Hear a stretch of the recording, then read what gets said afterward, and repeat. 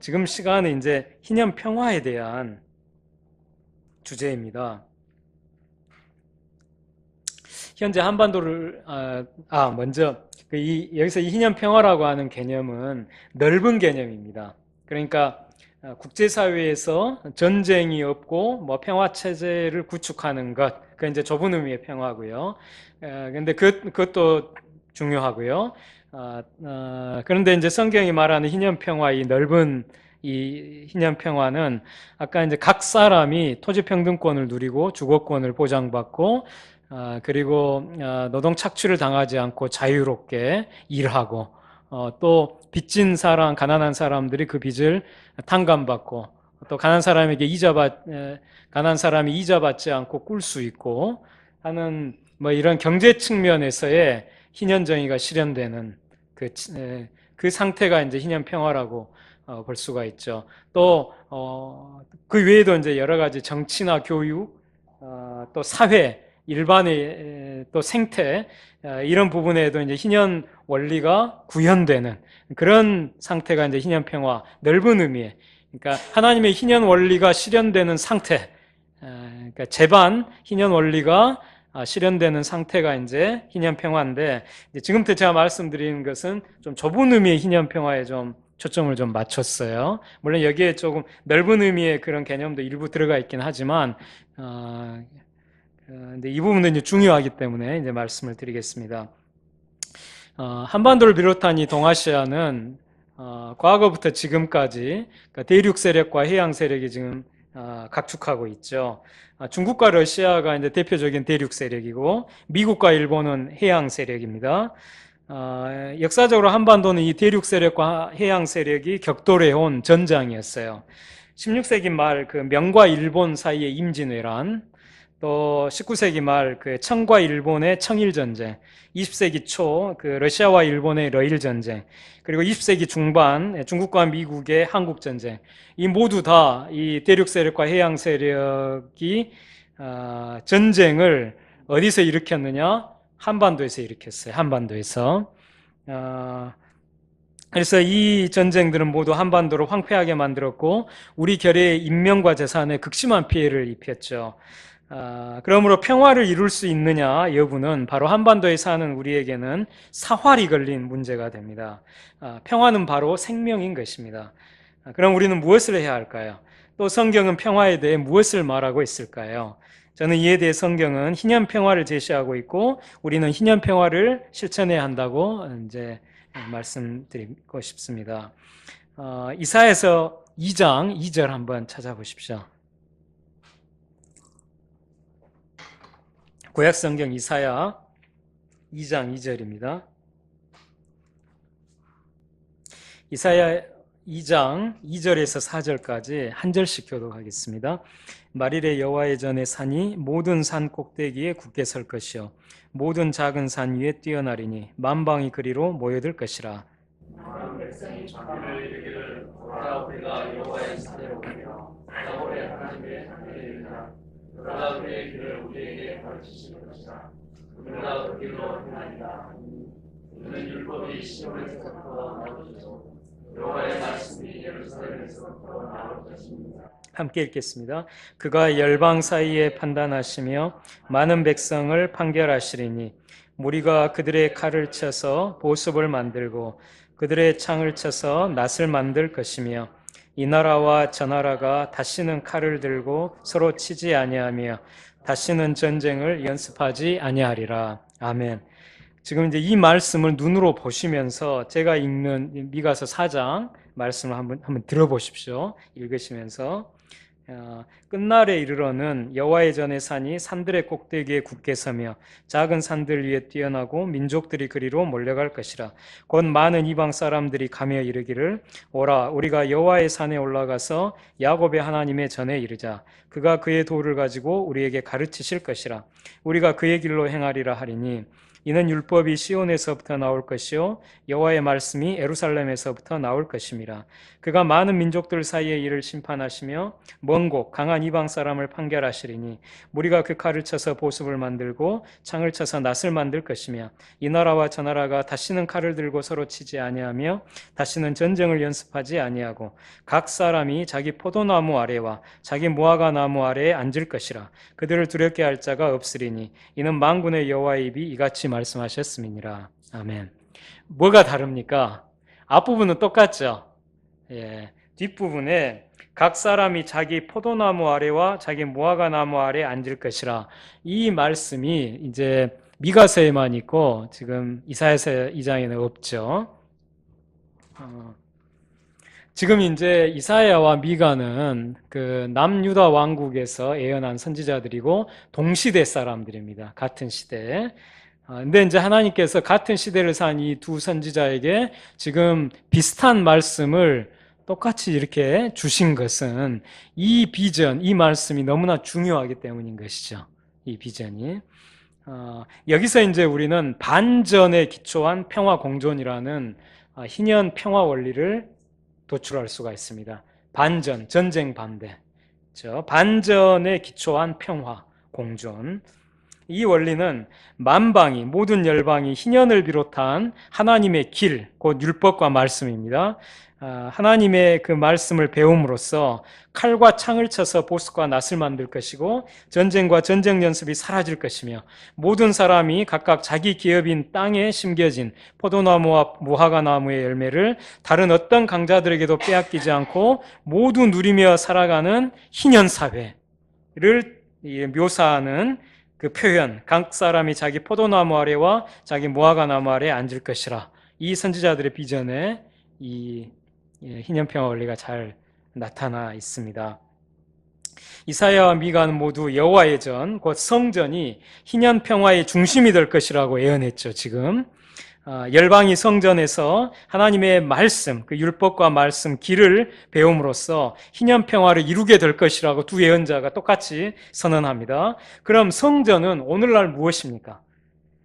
바로 그리스도인입니다. 그리스도인 한 사람 한 사람이 성전이죠.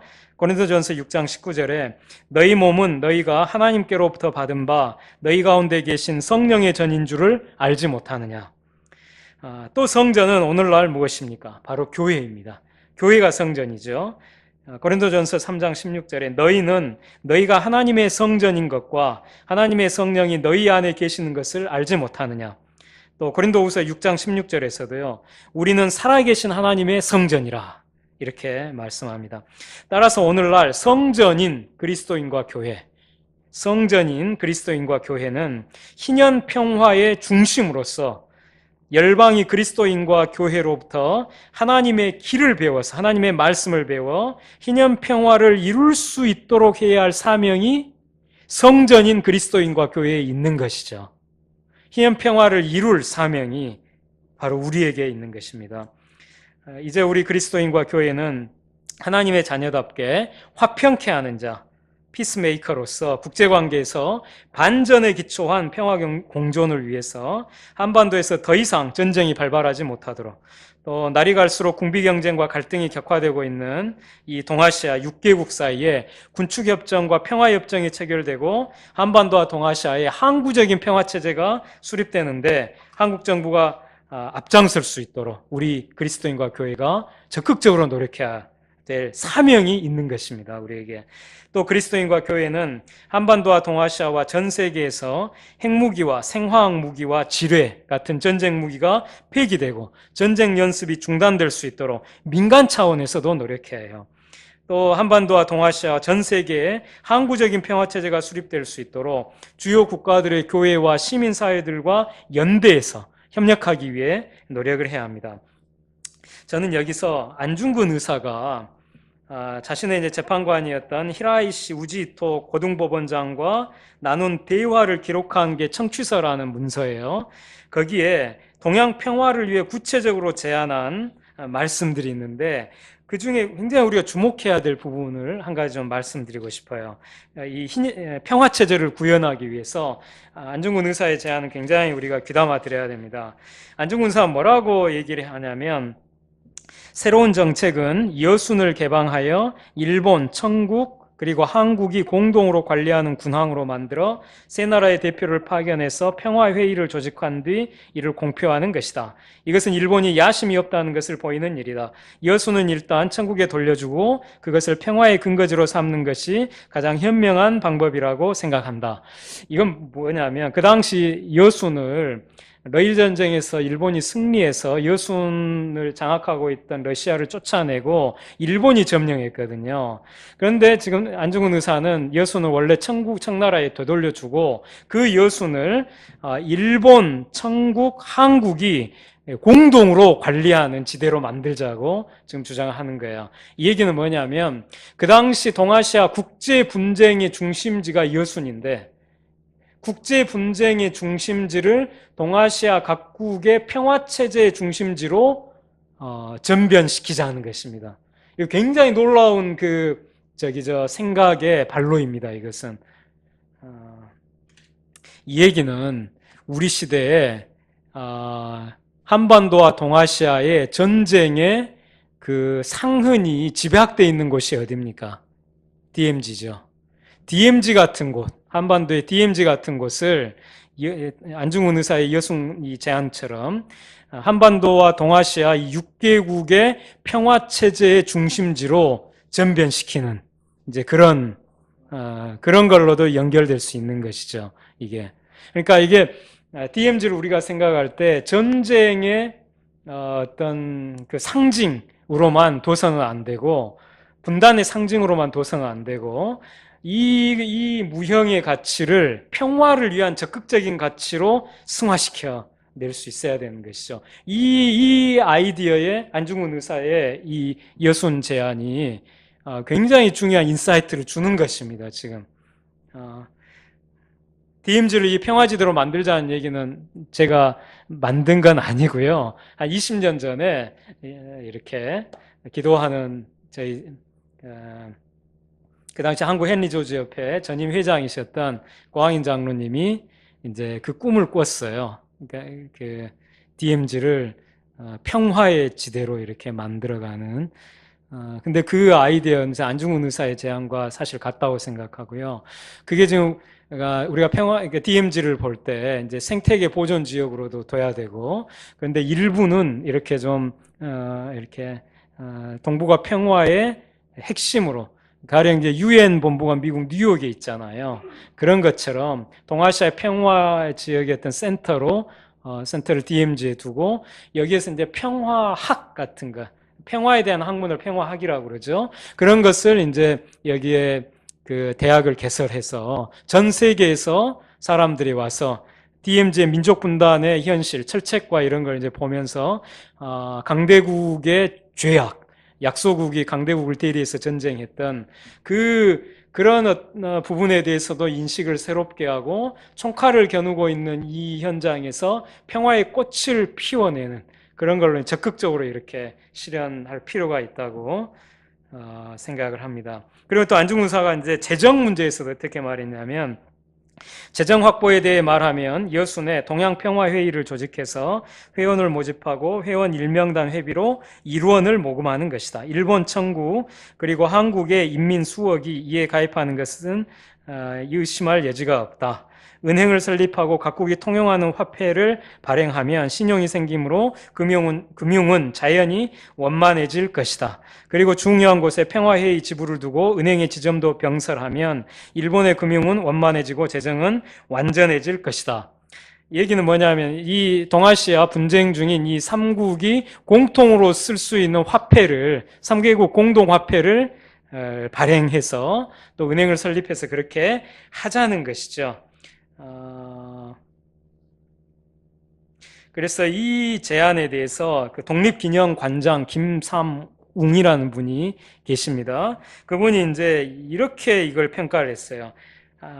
안중근은 동양 평화를 위해 한일청 삼국 연합 화평회의를 개설하고 은행을 설립해 삼국 공통화폐를 발행해야 한다고 언급했다. 오늘날 EU와 같은 지역경제 공동체를 제안한 것이다.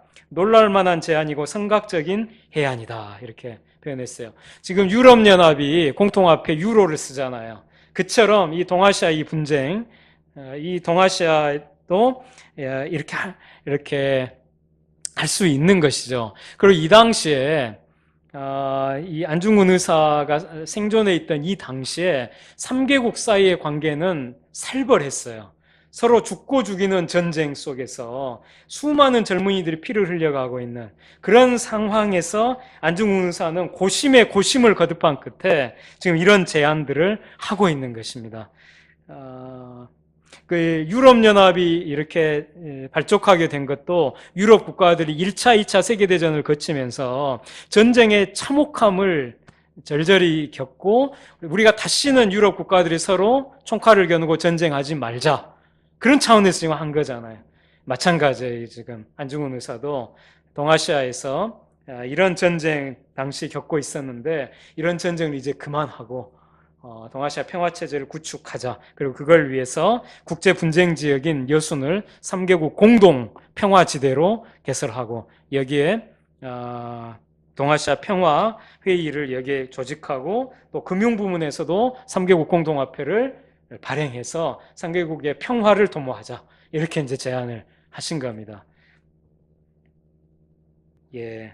그래서 이제 아까 그 DMZ에 거기서 이제 육자회담 참가국 모두가 모여서 군비를 축소하고 평화체제를 만들어낸 평화협정도 바로 그 DMZ에서 체결할 수 있도록 그렇게 하면 좋을 것 같아요. 그 다음에 이제 그 희년 평화 원리, 이게 첫 번째가 이제 반전에 기초한 평화 공존이라면 두 번째는 약자를 위한 공의, 약자를 위한 공의에 기초한 이제 평화 공존 원리입니다. 이것은 그렇게 되면 분명히 유체적인 막이 있는 게 예, 맞습니다. 예. 그 부분은 제가 조금 이따가 더 좀 자세히 강유희의 이제 대동서 하고 또 이제 세계 지대 공유제 차원에서 조금 더 제가 덧붙여서 말씀을 드리겠습니다. 지금 이 약자를 위한 공의에 기초한 평화 공존은 제가 지난번에 섬기는 교회에 왔을 때 이사야서 11장 말씀을 제가 드렸을 것입니다. 거기서 그 이사야 11장이 이제 메시아 예언이거든요. 여기에 보면 메시아께서 공의로 가난한 자가 제기한 그 재판을 심판하며 공평으로 땅에 비천한 자를 위하여 재판할 것이다. 이런 표현이 나와요. 근데 우리 개역 개정 번역이 조금 오류가 있어서 제가 지금 직역을 했습니다. 그러니까 이 배경이 뭐냐면 그 당시 유다의 권력자들이 가난한 사람들의 땅과 집을 다 빼앗고 희년이 왔는데도 되돌려주지 않고 그래서 땅과 집에서 쫓겨난 가난한 사람들이 울부짖고 저항하는 사람들은 살해를 당하고 하는 이제 그런 시대였어요. 남왕국 유다의 상황이. 그런 상황에서 메시아 예언의 내용은 뭐냐면 그 땅에 비천한 사람들, 이 땅과 집을 빼앗기고 쫓겨난 그리고 권력자들의 종이 된 이 가난한 사람들을 위하여 메시아께서 재판하실 것이다. 이렇게 돼 있어요. 이제 직역을 하면 그 의미는 뭐겠어요? 그들이 잃어버렸던 빼앗긴 땅과 집과 자유를 가난한 사람들에게 되돌려 준다는 의미거든요. 제가 지금 말씀드린 건 이사야 11장 4절입니다. 4절을 제가 말씀드린 건데요. 근데 이 가난한 사람들이 자기가 빼앗긴 땅과 집과 자유를 되찾는 때가 언제입니까? 희년이잖아요. 제50년 희년에 땅과 집과 자유를 되찾잖아요. 그럼 지금 메시아께서 이 땅에 비천한 자를 위하여 재판하셔서 이 가난한 사람들이 빼앗겼던 땅과 집과 자유를 되돌려 준다는 것은 곧 메시아께서 가난한 사람들에게 무엇을 선포한다는 말씀입니까? 희년을 선포하신다는 것이죠. 바로 그래서 메시아의 통치는 희년 통치인 것입니다. 이때 구현하시는 메시아의 정의는 희년 정의가 되는 것이고요. 그리고 이 희년 정의의 기반에서 이게 아까 지금 4절인데 6절부터 희년 평화가 노래가 되는 거예요. 이 희년 정의에 기반해서 평화가 6절부터 어떻게 되냐면 그때 이리가 어린 양과 함께 살며 표범이 어린 염소와 함께 누우며 송아지와 어린 사자와 살진 짐승이 함께해서 어린 아이에게 끌리며 암소와 곰이 함께 먹으며 그것들의 새끼가 함께 엎드리며 사자가 소처럼 풀을 먹을 것이며 젖먹는 아이가 독사의 구멍에서 장난하며 젖된 어린 아이가 독사의 굴에 손을 넣을 것이라. 내 거룩한 산 모든 곳에서 해됨도 없고 상함도 없을 것이니 이는 물이 바다를 덮음 같이 여호와를 아는 지식이 세상에 충만할 것임이니라.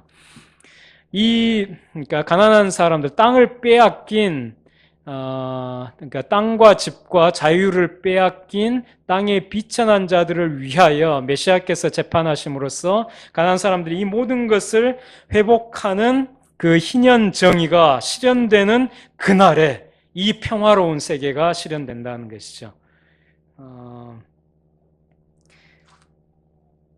그래서 바로 이 약자를 위한 공의에 기초한 평화 이 원리는 땅과 집과 자유와 가족을 빼앗긴 약자를 위해 희년 정의에 기초한 그 희년 평화를 이루실 메시아를 세우시는 하나님을 아는 지식이 세상에 충만할 때, 어떤 하나님을 아는 지식이냐 하면 바로 희년을 선포하시는 메시아를 아는, 그러니까 희년을 선포하실 메시아를 세우시는 하나님을 아는 지식이 세상에 충만해서 이때 이제 강자가 야수적 착취를 포기할 것이고 약육강식이 사라질 것이며 강자와 약자가 평화롭게 공존할 것이라는 이 비전이 펼쳐지는 것입니다.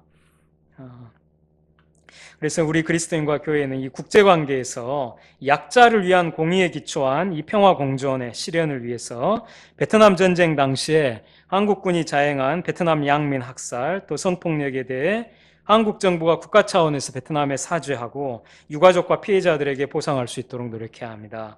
또 우리는 국제관계에서 이 약자를 위한 공의에 기초한 평화의 실현을 위해서 제3세계의 극빈국가들이 그 비참한 기아와 빈곤에서 벗어날 수 있도록 한국 정부가 극빈국가들에 대한 공적개발원조 ODA라고 합니다. 이것을 대폭 확대하고 또 국제연합에서 선진 채권국들이 극빈 채무국들의 부채를 그 이자까지 모두 탕감하는 국제협정을 체결하는데 한국 정부가 적극적으로 기여할 수 있도록 우리 그리스도인과 교회가 노력해야 돼요.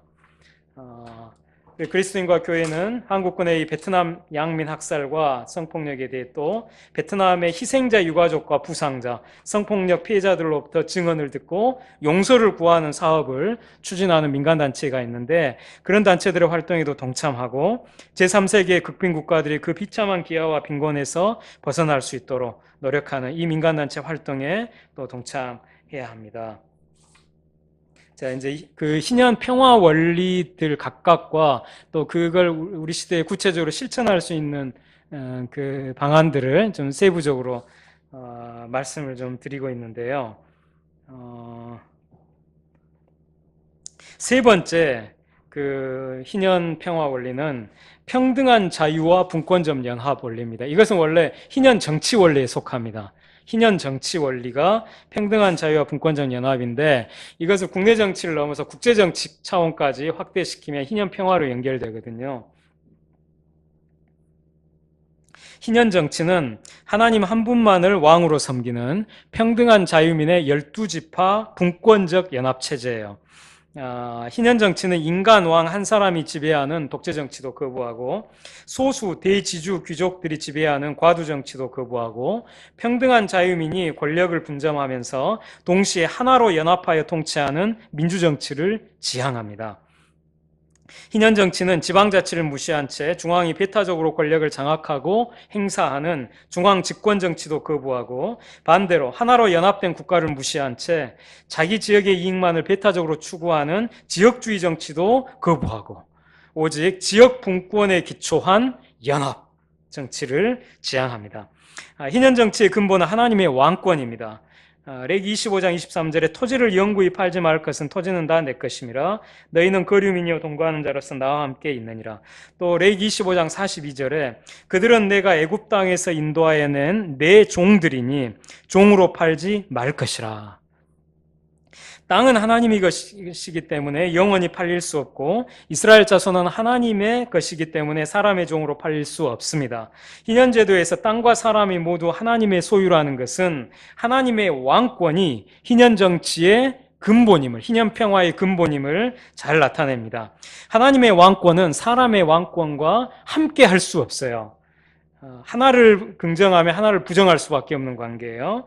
사무엘상 8장 6에서 7절에 이스라엘 장로들이 요구하기를 우리에게 왕을 주어 우리를 다스리게 하라 했을 때 사무엘이 그것을 기뻐하지 아니하여 여호와께 기도하매 여호와께서 사무엘에게 이르시되 백성이 네게 한 말을 다 들으라. 이는 그들이 너를 버림이 아니요 나를 버려 자기들의 왕이 되지 못하게 함이니라. 이 말씀이 있습니다. 그러니까 하나님의 왕권은 사람의 왕권을 근본적으로 부정하고 인정하더라도 매우 제한적으로 인정할 뿐입니다. 또한 반대로 사람의 왕권 역시 하나님의 왕권을 형식적으로는 인정하는 것처럼 보일지라도 실제적으로는 배척할 수밖에 없어요. 그래서 이제 여기서 토마스 페인의 이야기를 좀 제가 소개하고 싶어요. 18세기 후반 미국인입니다. 토마스 페인. 토마스 페인은 박홍규 영남대 교수가 이런 평가를 내렸어요. 토마스 페인은 민주주의와 헌법, 미국 혁명과 프랑스 혁명의 아버지였다. 이렇게 이제 표현합니다. 영국 왕이 한때 모든 권력을 가졌다가 장차 그것을 귀족이나 평민들에게 양보했습니다. 미국이 독립하기 전에 영국 왕은 상원과 하원에 권력의 일부를 나누어 줘서 당시에는 나름으로 이상적인 군주제로 평가를 받았어요. 그래서 미국 독립전쟁 직전만 해도 대부분의 아메리카인들은 왕을 부정하지도 않았고 독립을 주장하지도 않았어요. 바로 이때 토마스 페인이 상식이라는 50적 정도의 팸플렛, 제목이 상식입니다. 커먼센스. 상식이라는 이 팜플렛 하나를 출간을 하는데 이 팜플렛, 상식이라는 이 소책자가 미국 독립혁명을 일으켜버려요. 이 상식이라는 책은, 소책자는 영국의 왕이 지배하는 것은 상식이 아니다. 미국의 독립과 민주주의의 수립이 상식이다. 그 주장이에요. 그리고 이것을 최초로 주장하고 그것을 달성하게 만든 책이 이 책입니다. 그래서 토마스 페인이 상식이란 소책자에서 영국의 그 왕정을 비판했을 때 독립전쟁에 참가한 많은 아메리카인들이 반발했어요. 그 아메리카 사람들은 영국 정체가 최고라고 생각했기 때문입니다. 상식이 나온 지 이제 6개월 만에 성립된 1776년의 미국 독립선언, 그것은 토마스 페인의 주장을 거의 그대로 옮긴 거예요. 이때 그 상식이라는 소책자가 1년 만에 15만 부가 팔렸습니다. 15만 부가. 토마스 페인은 영국 정체는 군주정과 귀족정과 공화정, 그러니까 이 군주정과 귀족정을 얄팍하게 덮고 있는 이 공화정의 복합이고 그것들이 서로 견제하는 연합체라고 하는 말은 이건 웃기는 것이다. 그래서 아메리카는 그런 군주정을 벗어 던져야 된다. 이렇게 이제 주장을 한 겁니다. 근데 토마스 페인은 이런 제안을 할 때 다름 아니라 성경의 근거에서 왕정을 비판했고 세계의 역사를 변혁했어요. 지금 우리가 성경의 근거에서 희년 평화를 추구하는 것에 지금 성도님들은 자부심과 자신감을 가질 필요가 있어요.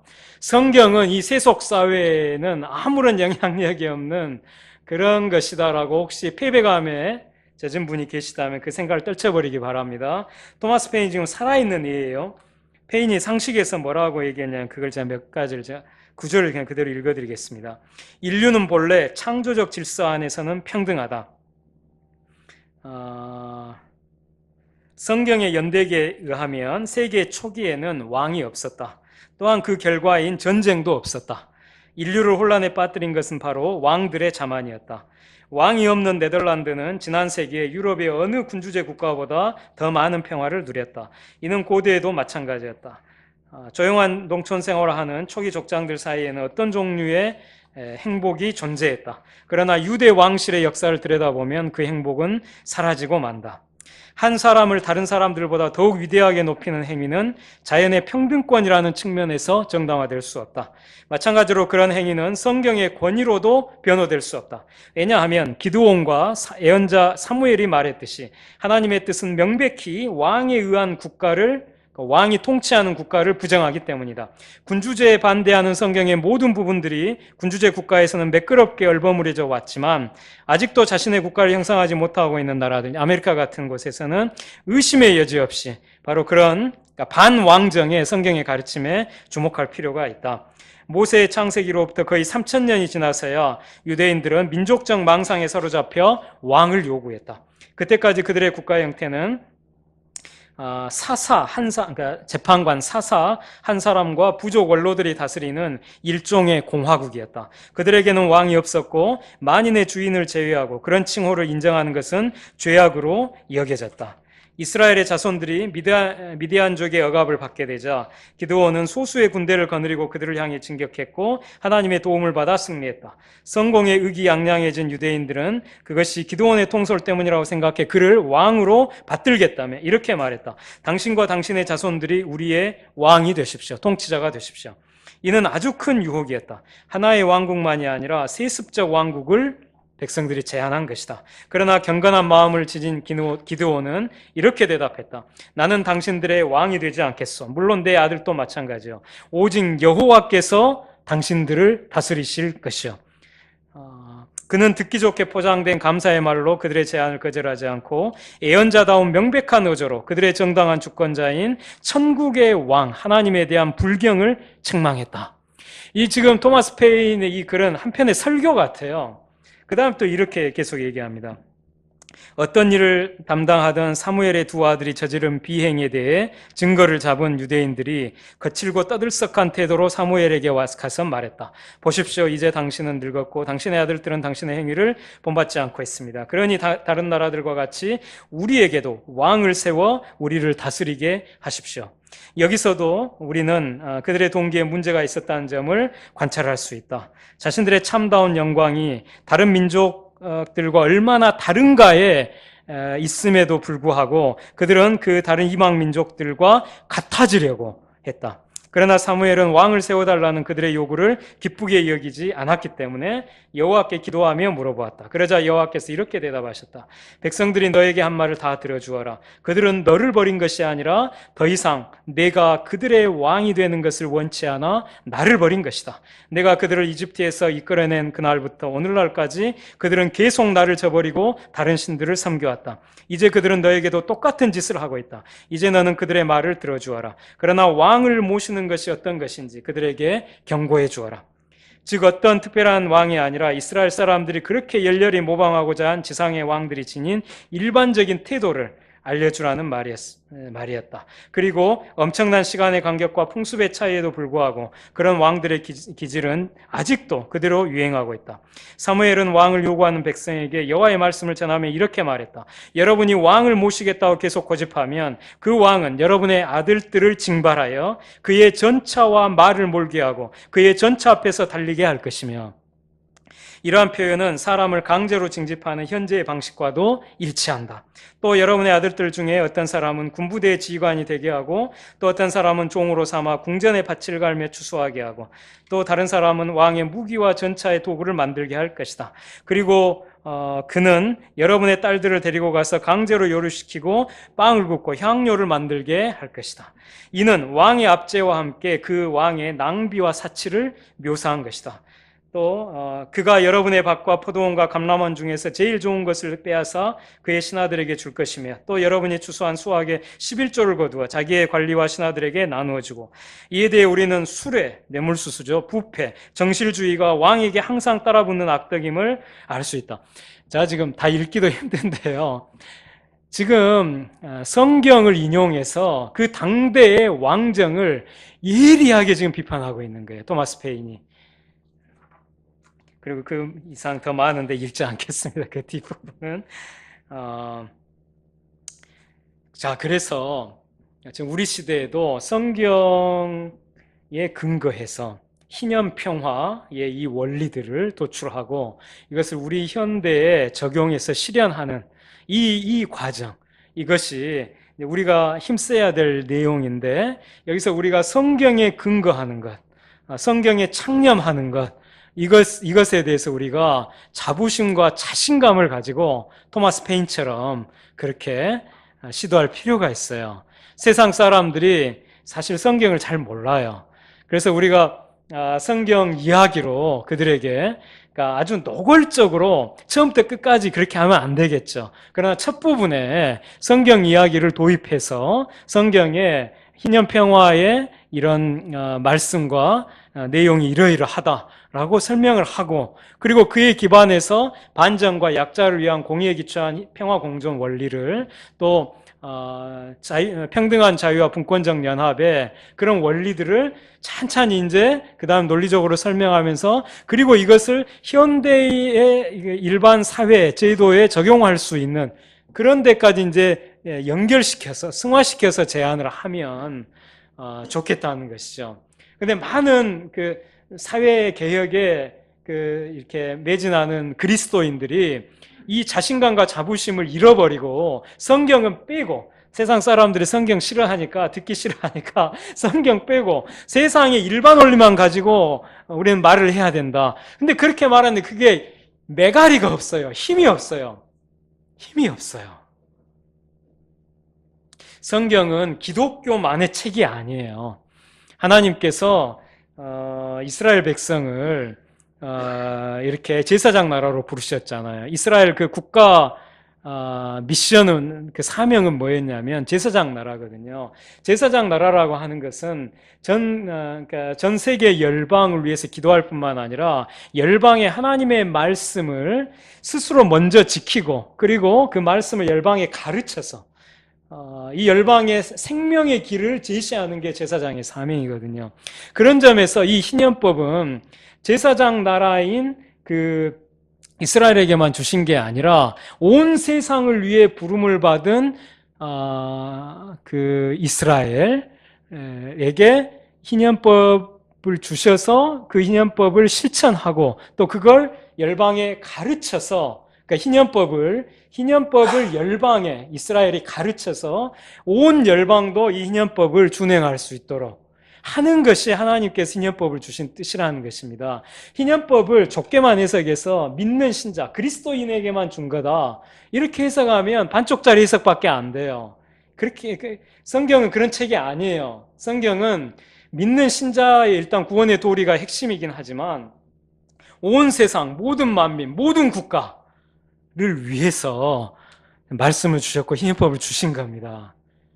그래서 그 생각을 가지고 좀 자신 있게 말할 필요 있어요. 그리고 이걸 이런 식으로 이해하면 또 좋아요. 이제 어떤 사람이 이제 공자 그 시경에 이제 대동 그 구절을 인용해 가지고 대동이 이러이러하다 이렇게 하면서, 그러면서 대동세상에 이루려면 이러이러한 정책과 제도가 실현돼야 된다, 이렇게 얘기한 걸 우리가 들을 때 큰 거부감이 없잖아요.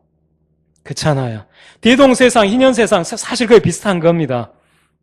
그런 점에서 우리가 좀 자신감을 가지고 성경 연구에 좀 전념하고 성경에 나오는 이것을 그 일반 세상 사람들에게도 이야기를 해주고, 공중파 방송에서도 나가서 얘기를 해주고, 그렇게 하면서 원래 기독교가 뭐라고 하는 것을, 지금의 이런 모습이 아니라 원 기독교가 뭘 가르치는 것인지 사람들에게 알리고, 하나님의 뜻이 무엇인지, 온 인류의 아버지이신 하나님께서 인류에게 지금 무엇을 원하시는지, 그것을 하나님의 뜻을 대언하는 애언자의 사명을 감당해야 되는 것이죠.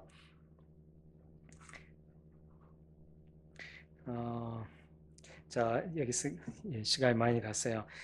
희년 정치의 기반은 희년 경제 토지 평등권입니다.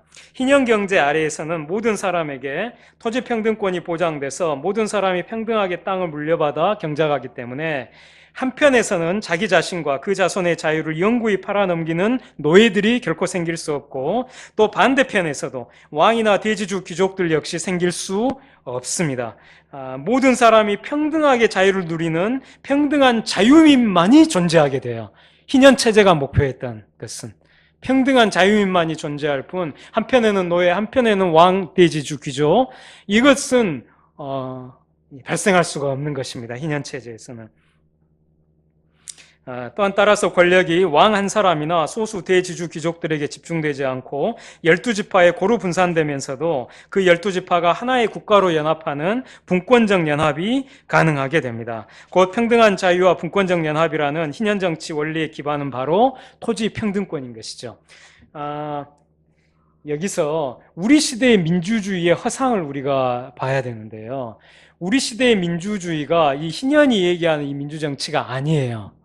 우리 시대의 이 민주정치는 누가 장악하고 있냐면, 이 구약의 언어로 표현하면 대지주 귀족들이 장악하고 있어요.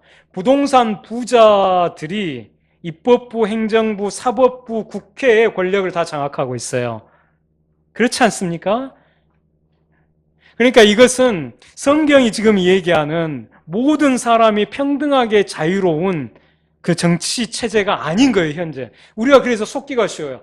지금 대한민국은 민주국가고, 그래서 이 성경의 민주정치는 이미 우리에게 실현됐다. 이렇게 우리가 착각할 수 있는데 그렇지가 않아요. 왕정은 타도됐지만, 그러나 대지주 귀족정은 여전히 지금 강력하게 힘을 발휘하고 있는 것이죠. 그런 점에서 이 희년 정치, 평등한 자유와 분권적 연합의 이 희년 정치 원리는 우리 시대에 굉장히 중요한 원리가 되는 것입니다. 그리스도인과 교회는 희년 정치 원리인 평등한 자유와 분권적 연합 원리가 현대적으로 적용돼서 제도화되는데 참여해야 합니다. 그래서 이 평등한 자유와 분권적 연합이 실현되는데 가장 중요한 경제적 토대인 토지평등권이 제도적으로 실현될 수 있도록 우리가 노력해야 돼요. 토지평등권이 실현되지 않는 한 진정한 민주정치는 구현되지 못해요. 그래서 토지평등권의 실현이 이 희년 정치, 민주정치의 아주 관건이라고 하는 것을 우리가 봐야 합니다. 그리고 한 사람이 지배하는 독재정치와 소수가 지배하는 과두정치가 모두 나타나지 못하도록 방지하고, 평등하게 자유로운 국민이 권력을 분점하면서 동시에 하나로 연합하여 통치하는 민주정치가 제도적으로 실현될 수 있도록 노력해야 합니다. 저는 그 중에 하나가 연동형 비례대표제 계획이라고 생각합니다. 또한 중앙이 배타적으로 권력을 장악하고 행사하는 중앙집권정치와 자기 지역의 이익만을 배타적으로 추구하는 지역주의 정치가 모두 나타나지 못하도록 방지하고, 지역 분권에 기초한 연합정치가 제도적으로 실현될 수 있도록 노력해야 합니다. 특히 남북 통일의 과정에서 남과 북의 어느 한쪽으로 흡수되는 통일이 아니라 남과 북의 지역 분권에 기초해서 하나의 국가로 연합하는 통일을 이룰 수 있도록 우리가 관심을 갖고 노력을 해야 돼요. 그래서 이 희년 정치 원리는 우리 남북과 남북 통일의 거기에도 굉장히 중요한 통찰을 줍니다. 만약에 남북통일 과정에서 어느 한쪽으로 흡수통일돼 버리면 흡수당하는 쪽에서는 열패감을 가질 수밖에 없어요. 우리가 북한 사회주의로 흡수통일, 적화통일되는 걸 우리가 환영할 수 있습니까? 반대로 남쪽 자본주의로 흡수통일되는 것을 북한 동포들이 기쁘게 받아들일 수 있겠어요? 아니죠. 자본주의와 사회주의는 희년체제의 반쪽만을 취해간 거예요.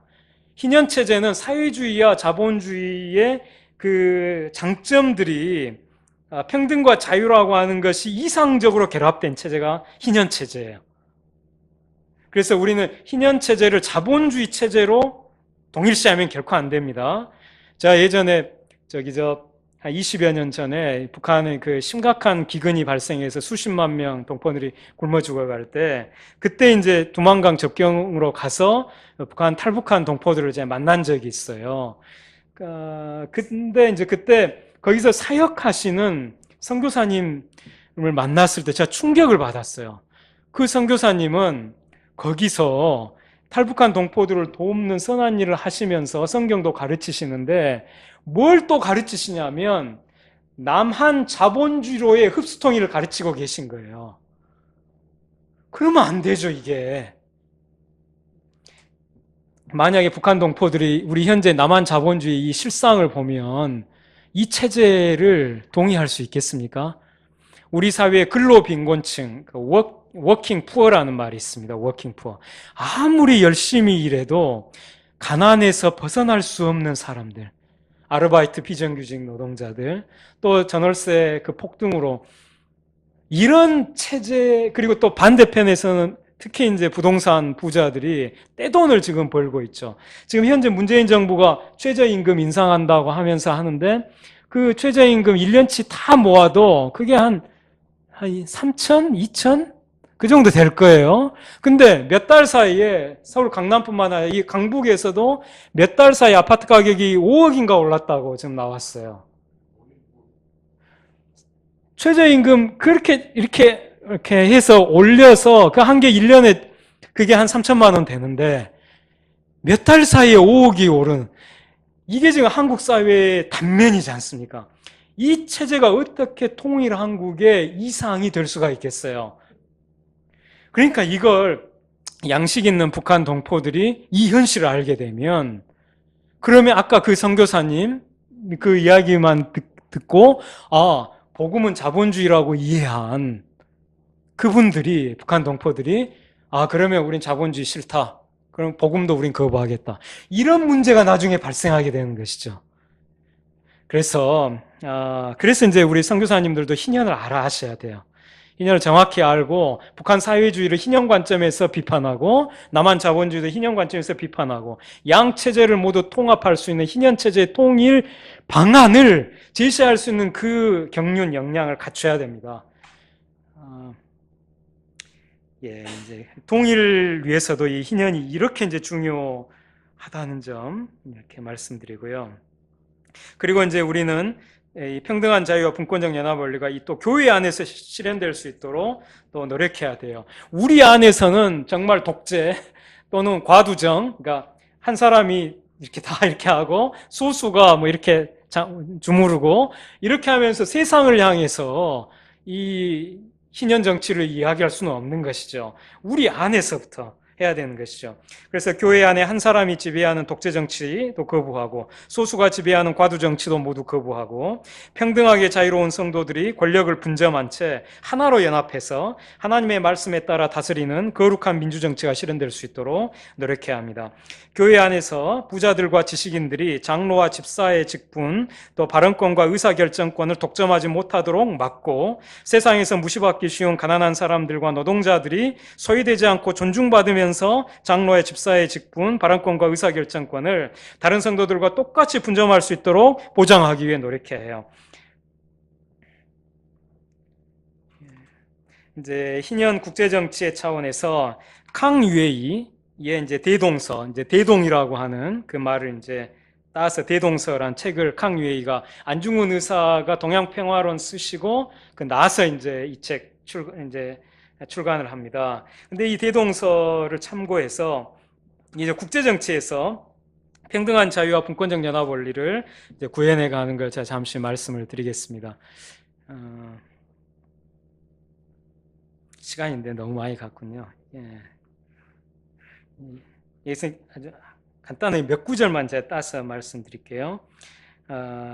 국가란 인간이 만든 단체의 시초이므로 반드시 부득이한 것이지만 살아있는 사람에게 피해를 주는 것으로는 그 거대한 것이 국가보다 심한 것이 없다.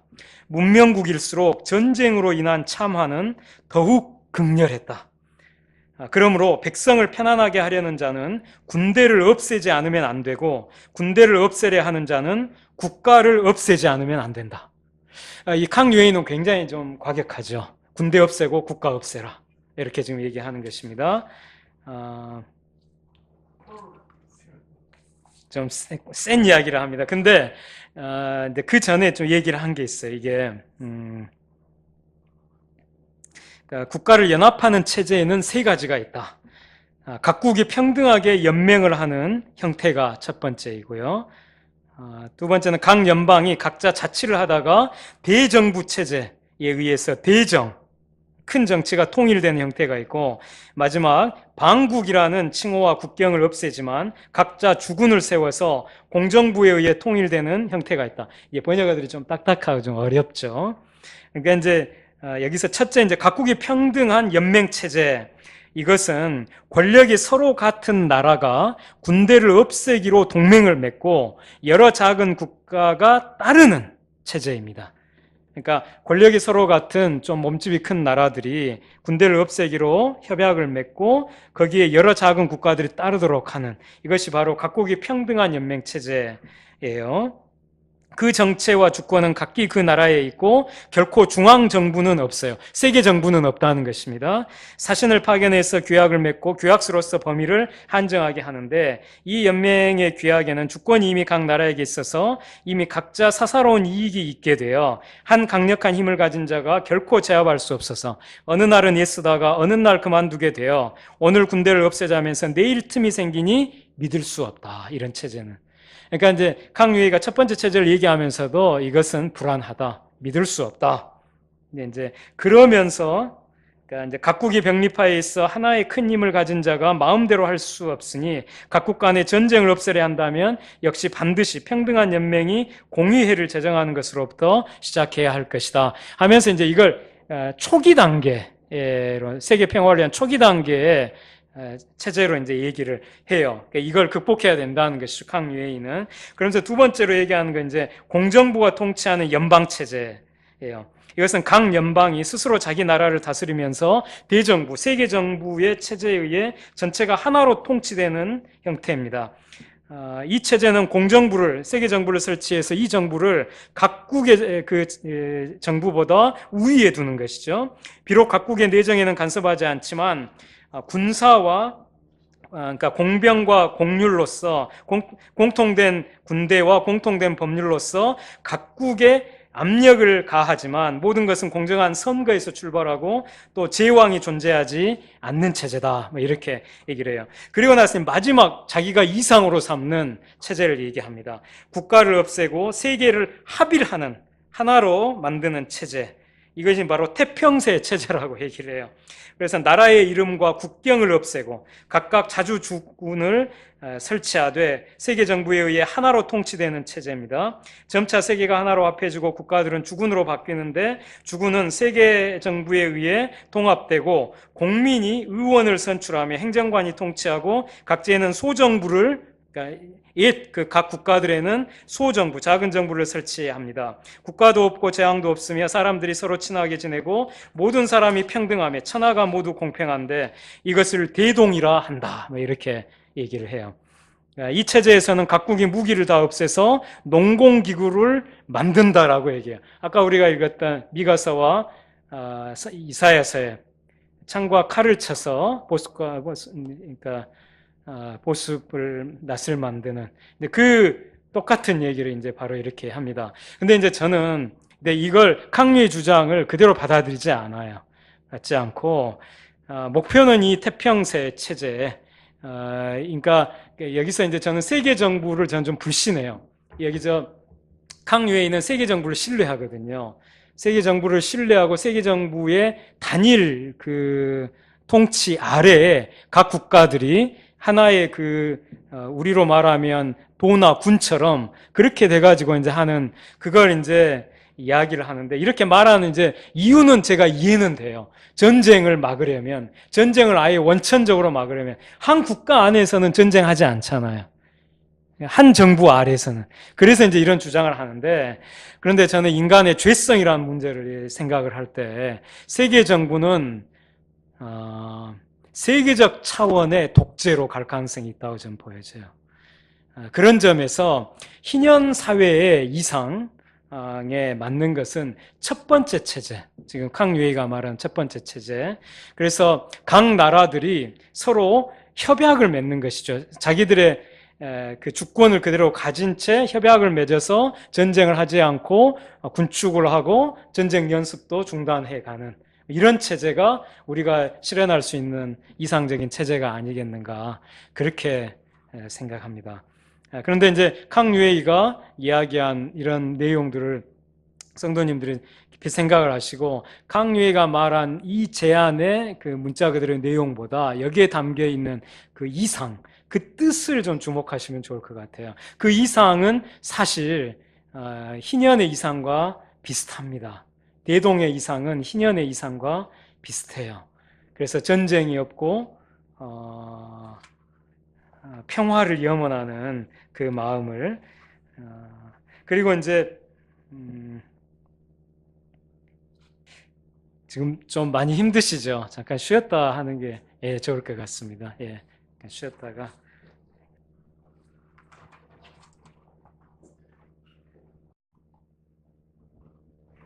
그러니까 희년 평화와 토지 평등권의 관계, 그러니까 국제적 차원에서의 토지 평등권, 아니 희년 평화에 얼마나 중요한가 하는 부분만 마지막으로 제가 언급하고 요거 마치고 그 다음에 에레미야 강해 바로 말씀드리겠습니다.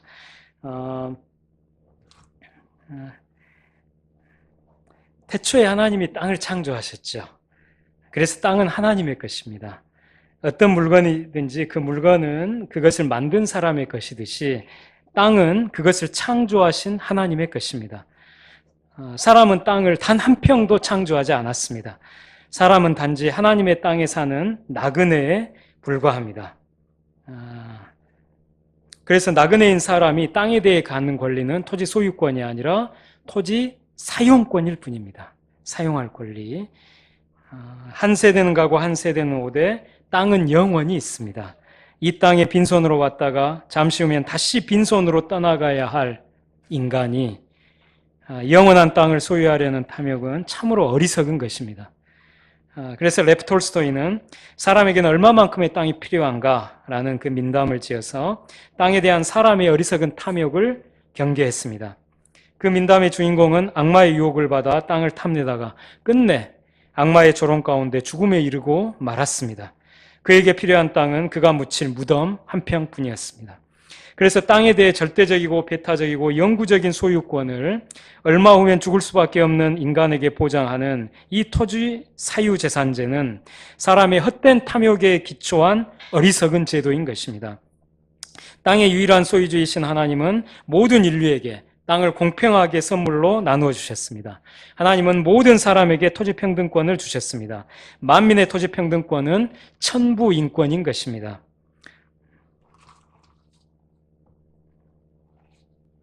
하나님은 모든 사람을 하나님의 형상으로 창조하셨습니다.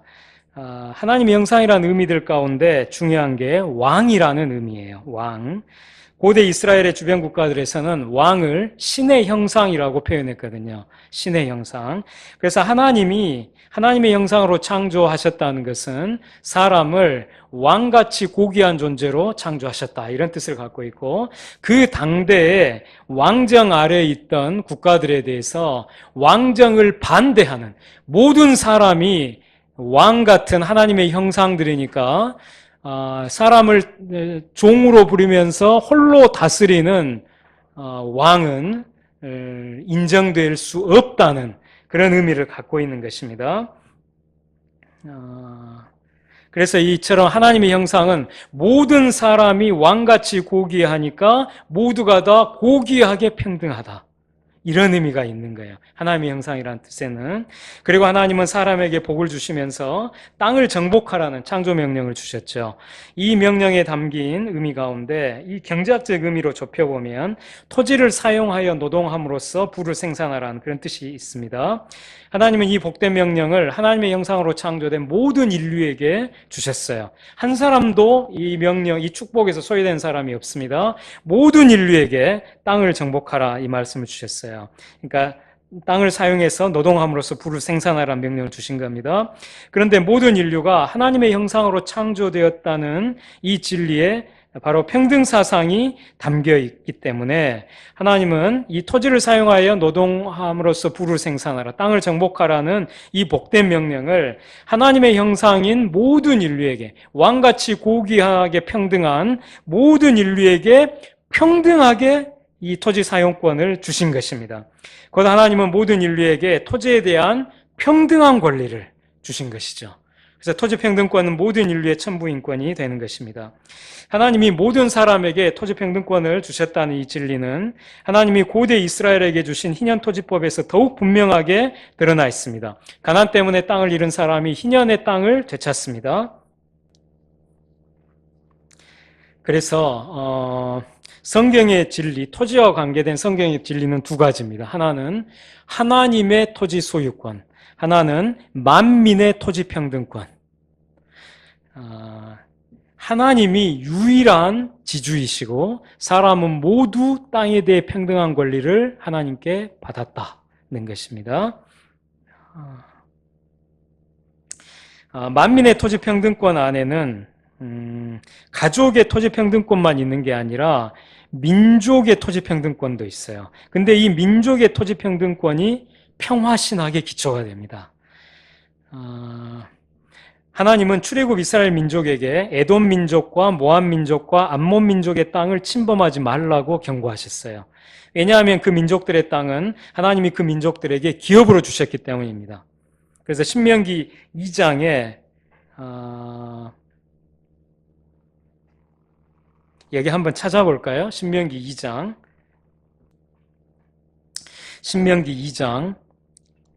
4절과 5절 한번 같이 읽겠습니다. 시작. 너는 또 백성에게 명령하여 이르기를 너희는 세일에 거주하는 너희 동족 에서의 자손이 사는 지역으로 지날진대 그들이 너희를 두려워하리니 너희는 스스로 깊이 삼가고 그들과 다투지 말라. 그들의 땅은 한 발자국도 너희에게 주지 아니하리니 이는 내가 세일산을 에서에게 기업으로 주었음이라. 하나님 지금 이스라엘 민족에게 출애굽 후에 에돔 민족의 땅을 침범하지 말아라. 왜냐하면 그 땅은 에돔 민족에게 내가 기업으로 주었기 때문이다. 이렇게 지금 말씀하시죠. 그 다음에 2장 9절 같이 읽겠습니다. 2장 9절 시작. 여호와께서 내게 이르시되 모압을 괴롭히지 말라. 그와 싸우지도 말라. 그 땅을 내가 네게 기업으로 주지 아니하리니 이는 내가 롯 자손에게 아르를 기업으로 주었음이라. 여기 모압 민족의 땅도 침범하지 말아라. 그 땅은 내가 모압 민족에게 기업으로 주었다. 이렇게 말씀하시죠. 19절 보십시오. 19절 읽겠습니다. 시작. 암몬 족속에게 가까이 이르거든 그들을 괴롭히지 말고 그들과 다투지도 말라. 암몬 족속의 땅은 내가 네게 기업으로 주지 아니하리니 이는 내가 그것을 롯 자손에게 기업으로 주었음이라. 아멘. 이 암몬 족속의 땅도 침범하지 마라. 그 땅은 내가 암몬 족속에게 주었다. 그러니까 이 말씀은 하나님은 이스라엘 민족에게 가나안 땅을 기업으로 주신 것과 똑같이 에돔 민족과 모압 민족과 암몬 민족에게도 그들의 땅을 기업으로 주셨다는 것입니다. 하나님은 이스라엘의 모든 가족에게 토지 평등권을 주신 것처럼 온 세계의 모든 민족에게 토지 평등권을 주신 것입니다. 신명기 32장 8절 한번 보십시오. 32장 8절. 신명기 32장 8절 읽겠습니다. 지극히 높으신 자가 민족들에게 기업을 주실 때, 인종을 나누실 때 이스라엘 자손의 수요대로 백성들의 경계를 정하셨도다. 아멘. 이 말씀 굉장히 난해한 말씀인데요. 이게 이렇습니다. 그러니까 지극히 높으신 자가 민족들에게 기업을 주실 때, 그러니까 각 세계 열방의 민족들에게 기업을 주실 때 인종으로 번역된 것은 아담의 자손입니다. 직역하면 베네이 아담, 이것은 아담의 자손이에요. 아담의 자손을 나누실 때, 그러니까 아담의 자손 인류를 전 세계 민족 단위로 나누어서 이제 기업을 주실 때 이제 그 뜻입니다. 이스라엘 자손의 수요대로, 이게 이제 오역인데, 이스라엘 자손의 수요 때문에 미래에 증가하게 될 이스라엘 자손의 수요 때문에 그 백성들, 이건 민족들이에요. 민족들의 경계를 정하셨도다. 이런 뜻이. 그러니까 이스라엘 자손이 현재는 적지만 장차 이렇게 그 수가 증가할 것이기 때문에 그 주변 민족들의 경계를 이스라엘 백성에게 나중에 그 주실 그 땅을 제외하고 그 옆에 이제 이렇게 주셨다. 이런 뜻입니다. 그러니까 바벨탑 사건 후에 하나님이 사람들의 언어를 혼잡하게 하셔서 그들을 온 지면에 흩으시면서 언어가 다른 그 모든 민족들에게 기업을 나누어 주실 때 하나님은 아직 존재하지도 않는 이스라엘 민족의 수효가 장차 많아질 것을 염두에 두시고 미리 민족들, 다른 민족들의 경계를 정하셔서 이스라엘 민족들에게 주실 기업을 확보하셨다. 이런 뜻이에요. 이해되십니까? 예. 여기서 민족의 토지평등권과 관련해서 중요한 점은 하나님이 모든 민족에게 땅을 기업으로 나누어 주셨고 그 땅의 경계를 정하여 주셨다는 사실입니다. 이처럼 모든 민족에게 땅을 기업으로 주시고 그 경계를 정해 주신 분이 바로 하나님이시기 때문에 민족의 토지평등권은 신성합니다. 하나님이 주신 거니까. 따라서 하나님이 정해주신 땅의 경계를 넘어서 다른 민족의 땅을 빼앗고자 침략하는 것은 그 민족에 대한 적대 행위이기 전에 본질적으로 하나님에 대한 적대 행위가 되는 것이에요. 그래서 역대하 20장 한번 펴보십시오. 역대하 20장. 역대하 20장. 이 배경은 여호사밧 왕, 남왕국 유다 왕인 여호사밧 당대에 암몬과 모압과 에돔 세 나라 연합군이 침공을 해옵니다. 유다를. 그 상황입니다. 그래서 10절부터 12절까지 그 여호사밧의 기도를 한번 교독하겠습니다. 10절에서 12절. 옛적에 이스라엘이 애굽 땅에서 나올 때에 암몬 자손과 모압 자손과 세일산 사람들, 에돔 족속들을 침노하기를 주께서 용납하지 아니하심으로 이에 돌이켜 그들을 떠나고 멸하지 아니하였거늘 이제 그들이 우리에게 갚는 것을 보옵소서. 그들이 와서 주께서 우리에게 주신 주의 기업에서 우리를 쫓아내고자 하나이다. 우리 하나님이여 그들을 징벌하지 아니하시나이까. 우리를 치러 오는 이 큰 무리를 우리가 대적할 능력이 없고 어떻게 할 줄도 알지 못하옵고 오직 주만 바라보나이다 하고, 에돔 민족, 모압 민족, 암몬 민족이 하나님께서 이스라엘 민족에게 기업으로 주신 땅을 빼앗고자 지금 유다를 침공했을 때 유다 왕 여호사밧은 하나님께 이스라엘 민족이 과거에 하나님의 명령에 순종해서 에돔 민족과 모압 민족과 암몬 민족의 땅을 침범하지 않았다고 지금 말씀드리면서 유다를 침략한 그 세 민족을 징벌해달라고 기도하는 거예요. 자, 14절에서 15절 교독하겠습니다. 여호와의 영이 회중 가운데에서 레이 사람 야하시엘에게 임하셨으니 그는 아삽 자손 마따냐의 현손이요 여이엘의 증손이요 브나야의 손자요 스가랴의 아들이더라. 야하시엘이 이르되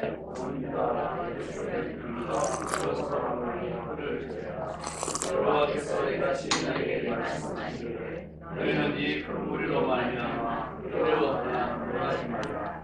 이 전쟁은 너희에게 속한 것이 아니고 하나님께 속한 것이라. 아멘. 마지막에 이 전쟁은 하나님께 속한 것이다. 이게 놀라운 말씀인데요. 여호와의 영이 선지자에게 임하셔서 대언케 하신 것은 이 전쟁이 하나님께 속한 것이라는 말씀이었어요.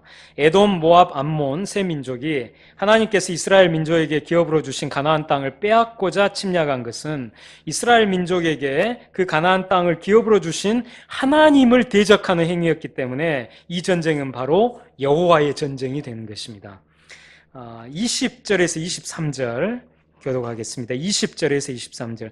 이에 백성들이 아침에 일찍이 일어나서 드고와 들로 나가니라. 나갈 때에 여호사밧이 서서 이르되 유다와 예루살렘 주민들아 내 말을 들을지어다. 너희는 너희 하나님 여호와를 신뢰하라. 그리하면 경고히 서리라.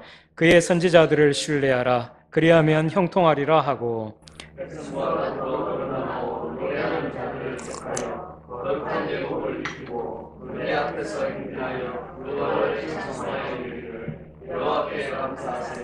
그의 인자하심이 영원하다 하겠느냐.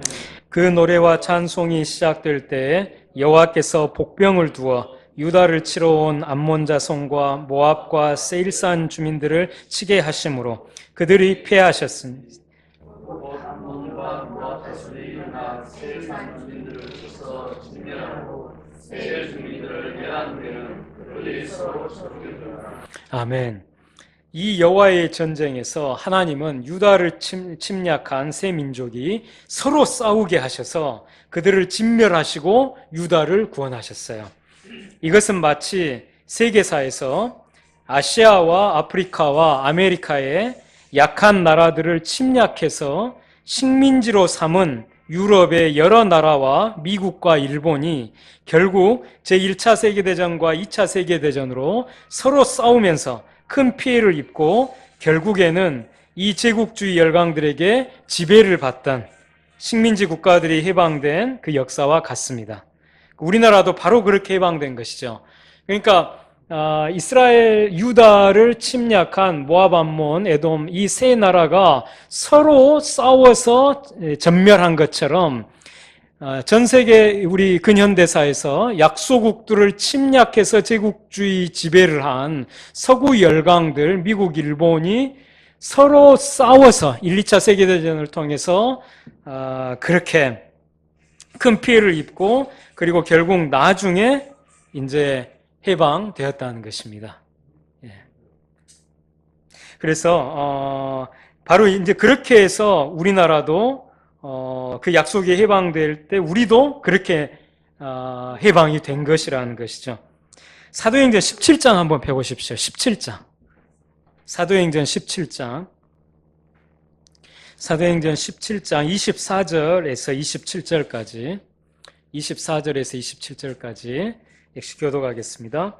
우주와 그 가운데 있는 만물을 지으신 하나님께서는 천지의 주제시니 손으로 지은 전에 계시지 아니하시고 또 무엇이 부족한 것처럼 사람의 손으로 생명을 만드시는 것이 아니니 이런 만민에게 생명과 호흡과 만물을 지으시는 것입니다. 인류의 모든 족속을 한 혈통으로 만드사 온 땅에 살게 하시고 그들의 연대를 정하시며 거주의 경계를 한정하셨으니 인간을 살아오고 하나님을 더듬어 찾아 발견하게 하여 하시는데 그는 우리 각 사람에게서 멀리 계시지 아니하소서. 아멘. 사도 바울은 아테네에서 전도 설교를 하면서 하나님이 인류의 모든 족속을 한 혈통으로 만드셔서 온 땅에 살게 하시고 그들의 연대를 정하시며 거주의 경계를 한정하셨다고 선포했습니다. 인류는 한 가족입니다. 인류의 모든 족속은 인류 대가족의 개개 구성원이죠. 하나님이 인류의 모든 족속을 온 땅에 살게 하시고 그들의 연대를 정하시며 거주의 경계를 한정하신 것은 마치 이스라엘 민족의 모든 가족을 그 나라의 온 땅에 살게 하시고 그 가족들의 연대를 정하시며 거주의 경계를 한정하신 것과 같습니다. 그런데 이스라엘 민족 가운데 하나님의 말씀에 불순종해서 하나님의 심판을 받아 그 대가 끊어지는 가족들이 있는 것처럼 인류 가운데에도 끊어져 사라지는 민족들이 있는 것이죠. 이것이 그들의 연대를 정하셨다는 뜻입니다. 여기에서 우리는 민족의 토지평등권과 관련돼서 두 가지 사실을 알 수 있어요. 첫째는 하나님이 인류의 모든 민족을 온 땅에 살게 하시면서 거주의 경계를 한정하심으로써 모든 민족에게 토지평등권을 주셨다는 사실입니다. 둘째는 인류의 모든 민족 가운데 하나님의 뜻에 불순종한 민족은 하나님의 심판을 받아 끊어져 사라질 수 있으므로 모든 민족이 하나님께 받은 토지평등권은 절대적인 토지 소유권이 아니라 제한적인 토지 사용권에 불과하다는 사실이에요. 그러니까 하나님이 각 가족에게 또 각 민족에게 주신 토지평등권은 절대적인 토지 소유권이 아닌 것입니다. 하나님께 불순종하면 회수될 수 있는 제한적인 토지 사용권에 불과하다는 것. 그걸 우리가 명심해야 합니다. 그래서 우리 결에도 하나님의 뜻에 극악하게 불순종할 경우에는 하나님 우리 결에게 주신 이 한반도에서 사는 이 토지 사용권을 박탈당하고 여기서 쫓겨날 수 있는 겁니다. 그것이 이제 지난 100년 전에 일제강점기인 것이죠. 그럼 이와 같은 사실을 염두에 두고 토지와 이제 전쟁의 관계 좀 더 깊이 들어가 보겠습니다. 우치무라 간조는 19세기 말 20세기 초 군국주의로 치닫는 일본을 비판하면서 전쟁을 반대하고 평화를 외친 일본의 양심적인 그리스도인이죠. 우치무라 간조가 1919년 1월 1일 동경 기독교 청년회관에서 창세기 1장 1절 강해하면서 인류가 땅에 대한 하나님의 소유권을 부정한 채 하나님의 땅을 도둑질하고 또 그 도둑질한 땅을 서로 빼앗으려고 다투기 때문에 전쟁이 일어난다고 말했어요. 그의 말을 그대로 옮깁니다. 태초에 하나님이 천지를 창조하시니라. 실로 위대한 말입니다. 이에 버금가는 말은 천상천하 기타 어디에도 있다고 생각되지 않습니다. 하나님에 의해 창조된 우주는 말할 것도 없이 완전합니다. 그렇습니다. 금도, 은도, 철도, 동도, 산도, 숲도, 들도, 평원도, 그리고 그 안에 충만한 모든 것은 모두 하나님이 창조해 주신 것으로 하나님의 소유입니다. 그런데도 인류는 대단히 소수자를 제외하고 그 외에는 이 간단하고 명료한 사실을 알지 못하는 것입니다. 저들은 하나님의 창조물을 자기 것으로 간주하여 말하기를 내 살림, 내 평야, 내 가축이라고 합니다. 전쟁이 일어나는 원인은 여기에 있는 것입니다. 도적이 상호 서로 빼앗은 것을 다투는 것입니다. 인류는 도적입니다. 저들은 하나님이 창조해 주신 것을 빼앗아서 이를 상호 간에 서로 다투는 것입니다. 인류가 하나님의 만물에 대한 소유권을 인정하기까지는 전쟁은 멈추지 않습니다. 하나님은 무턱대고 함부로 닥치는 대로 천지를 창조하신 것이 아닙니다. 어떤 명확한 목적을 가지고 이를 창조해 주신 것입니다. 의와 사랑의 하나님이 창조해 주신 천지라면 결국 의와 사랑을 실현하지 않을 수 없는 것입니다. 하나님의 창조가 실패로 끝날 턱이 없습니다. 하나님이 영구히 이것을 악인의 남용에 맡긴다는 것은 아무래도 생각할 수 없습니다. 이렇게 말했어요.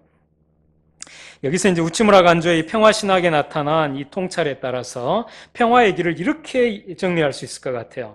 태초에 하나님이 땅을 창조하셨어요. 그래서 땅은 모두 하나님의 것입니다. 그런데 사람들은 하나님의 땅을 도둑질해서 자기 것이라고 속이며 살아왔어요. 이것이 바로 타락한 인류의 역사입니다. 인류는 하나님의 땅을 훔친 도적입니다. 전쟁이 일어나는 원인은 땅에 대한 하나님의 소유권을 부정하고 도적들이 서로 도둑질한 땅을 빼앗고자 다투기 때문입니다.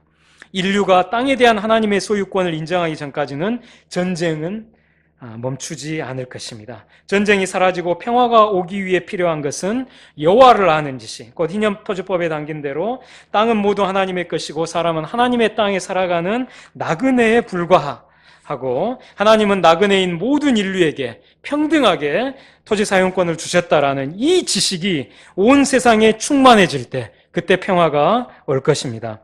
이사야 11장 9절에 내 거룩한 산 모든 곳에 해됨도 없고 상함도 없을 것이니 이는 물이 바다를 덮은 같이 여호와를 아는 지식이 세상에 충만할 것임이라. 그러므로 평화의 길은 바로 희년 평화의 하나님을 온 세상에 전파하는 것입니다. 최후에 예수님은 다시 오셔서 끝까지 회개하지 않는 도적들을 심판하시고 땅을 새롭게 하시며 하나님이 새 땅의 소유주이심을 선포하시고 완전한 평화를 창조하실 것입니다. 그리고 저는 여기서 헨리 조지가 토지평등권 실현을 위해 제안한 지대공유제를 세계적 차원으로 승화시킨 세계지대공유제에 대해 잠깐 이제 말씀드리고 이 부분을 이제 마무리하려고 합니다.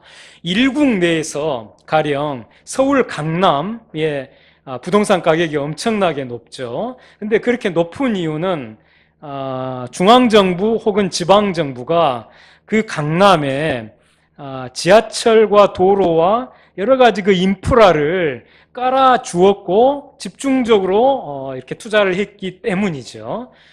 그렇기 때문에 이 강남 부동산 가격의 본질인 이 토지 가치, 그러니까 이 이제 땅 위에 이 건물이 서 있다고 한번 상상을 해보세요. 근데 이 건물 전체의 가격은 토지 가격 플러스 이 건물분 가격 이렇게 되겠죠. 그런데 이 건물분의 가격은 건물은 시간이 지날수록 낡아가니까 건물분 가격은 시간이 지날수록 떨어질 수밖에 없겠죠. 그런데 이 토지와 건물을 합한 전체의 건물 가격은 나날이 증가해 왔단 말이죠. 그러면 무엇이 더 가파르게 상승했다는 얘기입니까? 토지죠, 토지. 토지분의 가격이 건물분의 가격의 하락을 상쇄하고도 남을 정도로 가파르게 상승했기 때문에 이 토지와 건물을 합한 전체 건물 가격이 증가해 온 것이죠. 그런 점에서 이 부동산 불로소득 내지는 부동산 문제의 본질은 토지 문제에 있는 것이죠. 토지 가치가 부동산 가치의 본질이 되는 것이죠. 자, 이제 그래서 이 강남의 이 엄청나게 높은 이 토지 가치는 이것은 강남 주민들만이 향유해야 하겠습니까? 아니면은 서울시 나아가서 국가 전국 전체 국민들이 고루 향유해야 하겠습니까? 왜 고루 향유해야 될까요? 왜 맞습니다. 예. 그 지하철, 그 도로, 그건 강남 주민들에게서만 받은 돈으로 한 게 아니거든요. 전국의 국민들이 낸 세금으로 그걸 한 거잖아요. 그렇죠. 그러니까 그 토지 가치는 강남에서도 환수하고 여기 상계동에서도 환수하고 태백예수원 그 산골짜기 거기 정말 땅값이 얼마 안 되죠. 거기서도 환수를 해서 다 이 천차만별의 토지 가치를 다 환수해 가지고 모든 국민 5천만 명이 고루 향유할 수 있도록 나누어야 되는 것이죠. 그게 이것을 세계적 차원으로 확장시켜 보세요. 미국 뉴욕의 토지 가치가 엄청나게 높죠. 근데 그것은 뉴욕 시민들의 공입니까? 아니면 세계 인류의 덕분입니까? 세계 인류의 덕분이에요, 그게. 전 세계가 시장 경제로, 무역으로 연관되어 있기 때문에 수많은 사람들이 전 세계에서 뉴욕으로 몰려들고 바로 그것 때문에 뉴욕의 가치가 그렇게 높은 것이거든요. 그렇기 때문에 그 뉴욕에서 거두는 그 지대, 토지 가치를 지대라고 그럽니다. 그 토지 가치를 뉴욕에서도 환수하고 서울에서도 환수하고 도쿄에서도 환수하고 그리고 아프리카의 농촌에서도 환수하고 다 이게 천차만별로 환수를 다 해가지고 그것을 전 세계 70억 인류가 고루 누릴 수 있게 하는 그것이 바로 세계 지대 공유제의 원리입니다. 이것이 사실 타당해요. 이것이 전 세계적 차원에서 하나님이 모든 인류에게 특정 국가나 특정 민족이 아니라 모든 인류에게 고루 토지 평등권을 주셨다는 것을 구현하는 방식이 되는 겁니다. 그리고 이걸 이루기 위한 아주 구체적인 실현 방법으로 아까 제가 공적개발원조를 말씀드렸는데 우리나라도 미국도 유럽 열강들도 그 지대를 그 국가에서 걷어가지고 그 액수의 상당 부분을 제3세계, 사하라 이남 아프리카 같은 곳의 국가들의 무상으로 줘야 돼요. 그게 정의예요. 자선이 아니에요. 정의입니다. 마땅히 해야 될 거예요. 그들의 몫이니까 그건. 그 토지 가치는 그 선진국가에 사는 사람들만의 것이 아니고 후진 국가에 사는 인류, 그분들도 그 몫을 갖고 있는 거예요. 똑같이 70억 분의 1만큼 평등하게 가지고 있는 거예요. 전 세계 토지 가치를 모두 합한 것을 70억으로 나눠가지고 나눠주는 그걸 상상하시면 되는 거예요. 그게. 그래서 그것은 마땅히 그분들이 받을 권리이자 정의인 것이지 선진 국가들이 시혜를 베풀듯이 주는 그런 게 아니라는 것입니다. 이게. 우리 북한 동포들에 대해서 우리 가장 가깝죠. 우리 이 땅에 이제 남북이 이제 교류를 하고 서로 간에 이제 경제 협력을 하면서 상호 발전해 나갈 때 남쪽의 토지 가치의 일부를 북쪽 동포들에게 줘야 돼요. 북쪽의 토지 가치가 낮으니까. 그 징수하는 게 얼마 안 되거든요. 여기서 거둬서 그 일부를 남쪽의 토지 가치 일부를 북쪽에 줘야 됩니다. 그게 바로 통일 비용이 되는 것이죠. 그래서 이것은 북한 동포들이 권리를 갖고 있는 거예요. 권리를.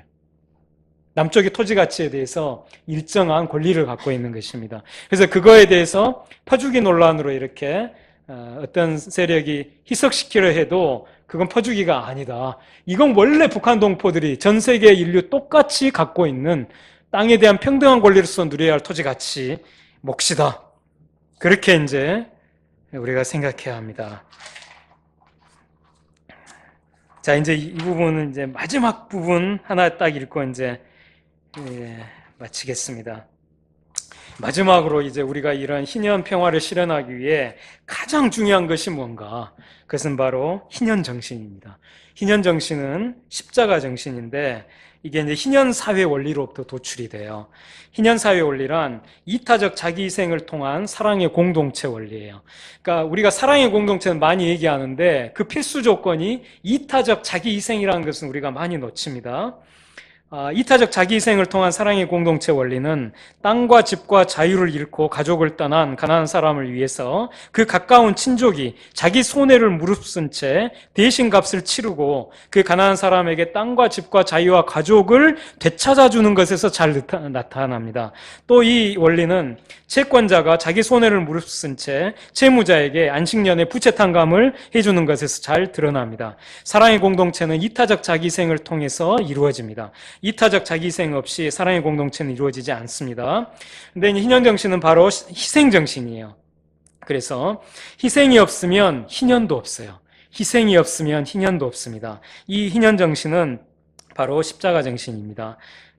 인자가 온 것은 섬김을 받으려 한 것이 아니라 도리어 섬기려 하고 자기 목숨을 많은 사람의 대속물로 주려 함이니라.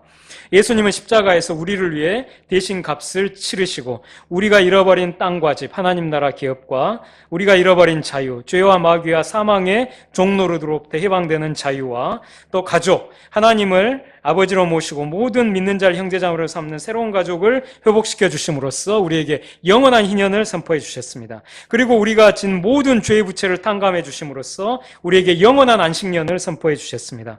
예수님 십자가 대속을 통해 우리에게 희년과 안식년을 선포해 주신 것이죠. 이 예수님의 십자가 정신을 본받아 실천하는 것, 그것이 바로 희년 정신인 것입니다. 자, 이상으로 이 부분 두 번째 단락을 마치고요. 질문이나 의견이 있으시면 편하게 이야기해 주십시오. 제가 방금 드린 말씀은 이제 성경을 믿지 않는 이 세상 사람들은 빨갱이 사상으로 이야기할 내용들이에요. 왜냐하면 토지 사유재산제를 제가 부정했거든요.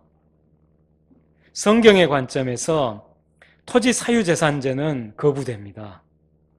왜냐하면 토지의 유일한 소유주는 하나님뿐이시고 인류는 하나님의 땅을 빌려 사는 나그네일 뿐이기 때문이에요. 그런데 그 유일한 소유주신 하나님이 특정 사람들에게만 땅에 대한 권리를 주신 게 아니라 모든 인류에게 평등하게 땅에 대한 권리를 주셨다는 거예요.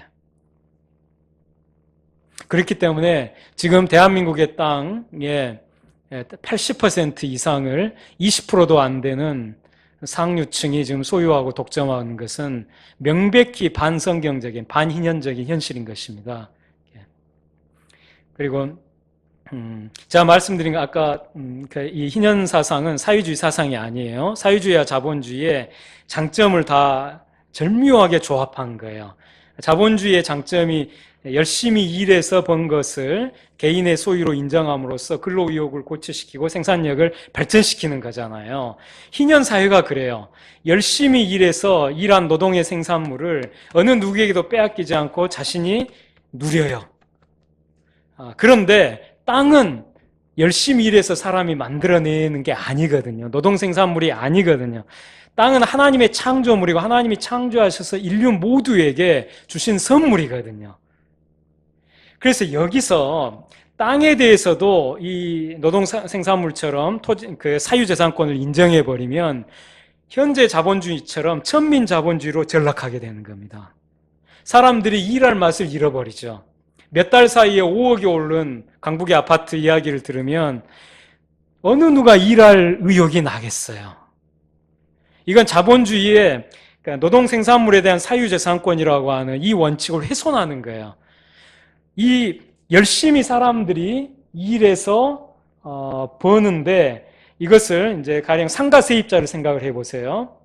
상가를 빌려가지고 세를 주고 열심히 일을 해요. 그런데 그 건물주가 임대료를 계속 폭등시키는 거, 올리는 거예요. 그러면 이 사람은 자기 열심히 일해서 번 것은 그 노동 생산물이니까 자기가 다 소유해야 한다는 게 자본주의의 사유재산권의 원래 철학이거든요. 근데 이게 부정되고 있는 거잖아요, 지금. 자기 열심히 일해서 번 것을 자기가 다 가져가지 못하고 그것을 상당 부분을 건물주가 아무 노력과 기여도 하지 않고 오직 건물을 세 줬다는 그 권리 하나만으로 그것을 계속 가져가는, 강도 화적의 경제 원리인 것입니다. 이게 강도 화적의 경제 원리.